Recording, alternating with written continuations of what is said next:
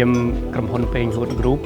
យើងខ្ញុំមានសេចក្តីសោមនស្សរីករាយយ៉ាងខ្លាំងដែលបានមកដល់សាលានេះហើយឃើញថាការធ្វើដំណើរវែងឆ្ងាយយើងចេញតាំងពីម៉ោង 6 ហើយម៉ោង 12 ជិត 12 ទៅមកដល់ហើយអញ្ចឹងឃើញបងប្អូនក្មេងៗកូនសិស្សនិស្សិតរបស់យើងក៏គាត់រៀនសូត្រមើលទៅរីករាយសប្បាយដែរហើយក៏យើងចូលរួម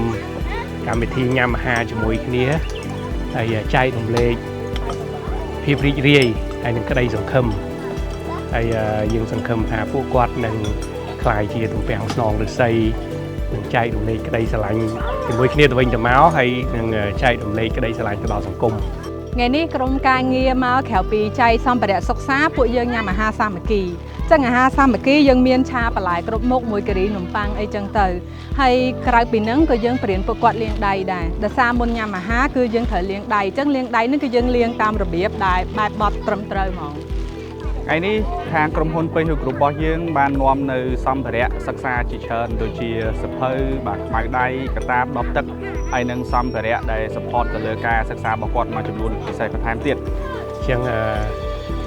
យើងសប្បាយរីករាយណាស់ដែលបានជួបគាត់ហើយឃើញថាទីតាំងសាលានេះនៅឆ្ងាយដែរតែបរិយាកាសនេះក៏ល្អដែរគឺធម្មជាតិហើយនឹងសម្បូរព្រៃឈើច្រើនស្រស់បំព្រងដូចនៅក្នុងបុរីពេញហួតយើងដែរមកចូលមកញ៉ាំទាំងអស់គ្នា